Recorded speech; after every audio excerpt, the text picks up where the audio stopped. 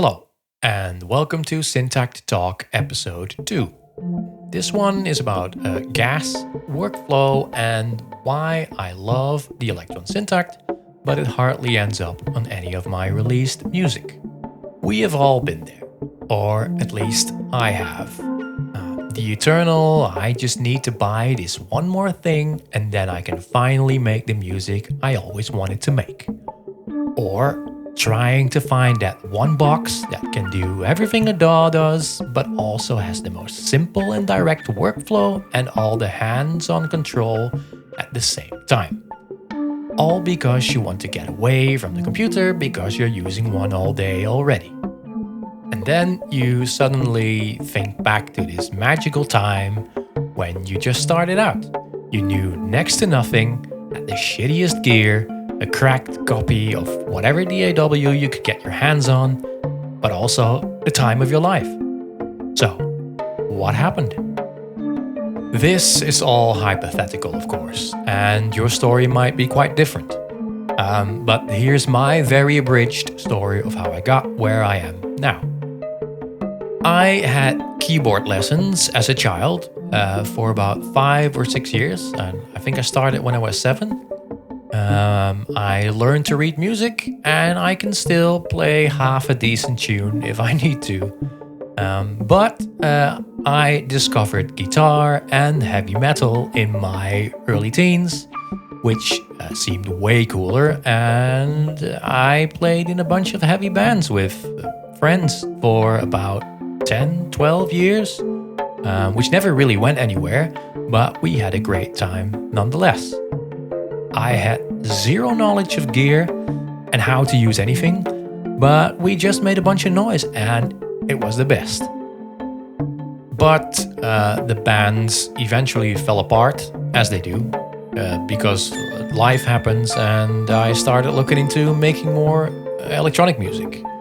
First with a friend and later on my own. Mostly inspired by the whole electro clash movement from the late 2000s, like Boys Noise, Too Many DJs, Justice, Mr. Wazo, etc.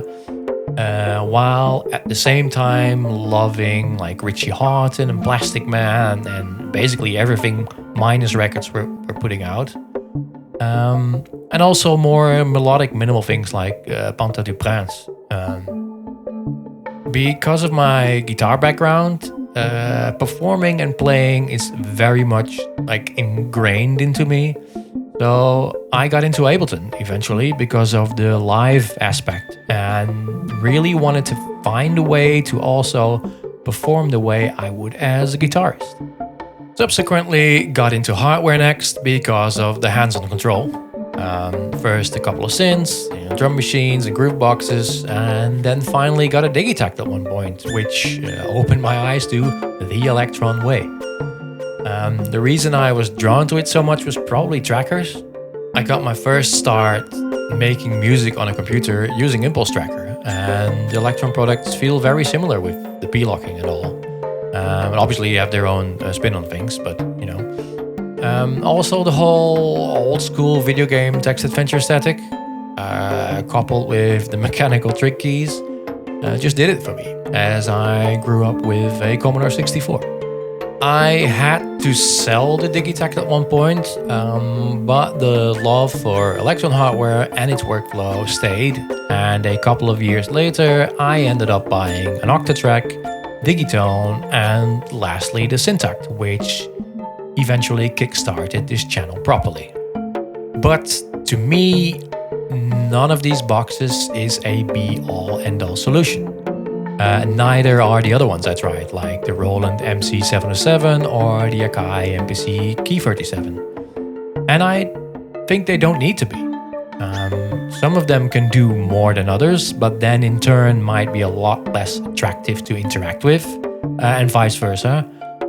But also they might do one particular thing very well, and that's what you'll use it for.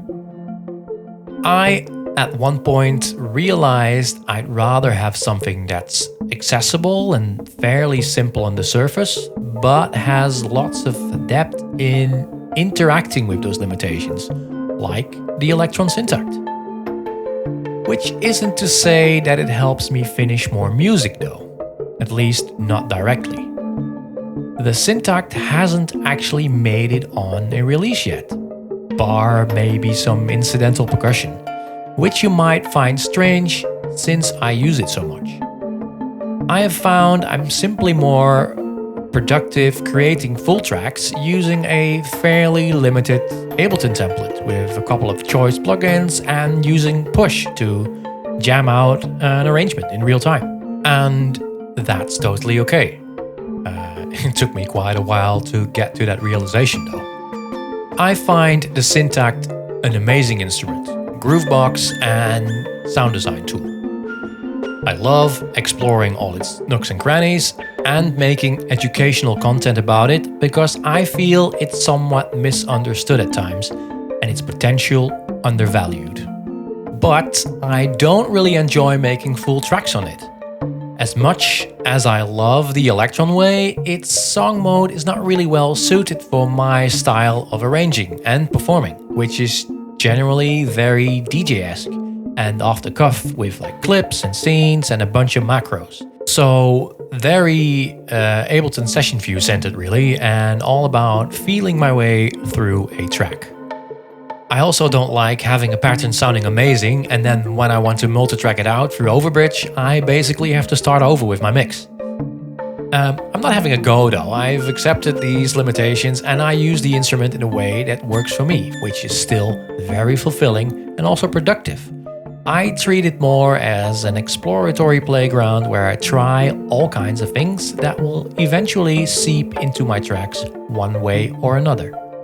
There's of course other Elektron boxes that partly remedy some of these aforementioned limitations.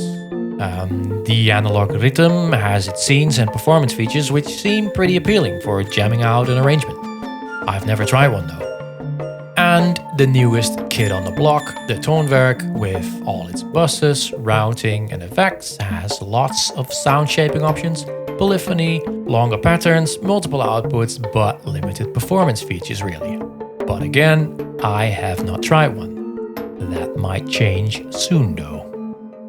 This all comes from the perspective of a player. An average one at best, but because I've generally always been a guitarist first, I like to be able to expressively play my instrument. I like things like MPE. I like things that respond to velocity, pressure, or both. Most Elektrons, except the rhythm and the models I think as well, don't do that intrinsically unless you add extra controllers into the mix. You can say that about Live and Push as well, unless you go standalone, but there's a tight integration there and you'd need a MIDI controller to go with your computer anyway. The Elektrons do very much tickle another side of my brain though, with their p-locking, trick conditions, or crazy octatrack resampling setups, in the same way I like fiddling with Reactor or creating templates or instrument racks in Live. It's all about following through one of those, ooh, I wonder if it can do this ideas, and I generally love that as well. So, where am I going with this? Good question. I'm not sure I know the answer myself. Going back to the beginning and talking about that, one more thing I need to buy, I'm not impervious to gas or gear acquisition syndrome. In fact, I consider myself to have a huge gas backlog of things that I would like to try at one point in my life, finances permitting, of course. But they all definitely won't be that magical thing that'll make my tracks better or be done faster. In fact, I'd almost argue that downsizing to a more focused setup would be more beneficial. Even connecting two or more Elektrons together already fries my brain because of the mental load of keeping track of what lives where. So, is there a logical conclusion to this? Besides the old there's no right or wrong way, just do what works for you, I would say it's okay to just try stuff and have it not be for you. Or maybe you only enjoy a certain aspect of it and others not so much. Or you have different pieces of equipment serving different needs, like in my case the Syntakt for video demos, sample fodder, sound design and sound packs, etc. and then a laptop with Live and Push for making full tracks. You don't have to do just one thing. And it all informs each other, in some way, at least that's what I believe. What I have learned through using lots of different hardware though is that limiting myself inside the box as well is highly beneficial.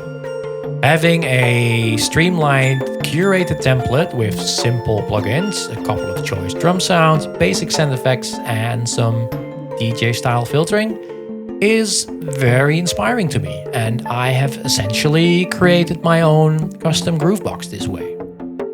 This has taken me years though. Not the template itself, but just finding my way in general. Coming from a different world where it was never about the gear, or at least it wasn't to me back then, and then entering this world of electronic music or music production in general, where there always seems to be a new shiny toy around the corner, especially now in this age of information overload. It's taken a lot of gear and plugins going through my hands to finally take a step back and have a good look at what's actually important to me. Finally, bring this back around to the Elektron Syntakt. The same thing applies. As easy as it is to get something going on it, it has taken me a good while to find my own way on it. Is it perfect? No. But nothing really is, and you always still have to do the work yourself. But next time when you're bored or feeling stuck with an instrument, maybe stick with it a bit longer instead of buying the next shiny thing. Think of what inspired you to do this in the first place and what you could accomplish with next to nothing. Another pathway forward might just open up for you like it did for me. And that's it for Syntakt Talk episode 2. Let me know in the comments if you ever stop and think about things like this, or if I'm just talking nonsense really. Either way, I think looking back on where you got your start can be a lot more than just plain nostalgia, and can actually help put you on the right track again. 2 more things. 1. It's okay to take your sweet time to come to these realizations because it's not a race. And 2, make music every day. Form a habit. That will do it as well. Thanks for watching, like and subscribe, and I'll see you in the next one. Bye.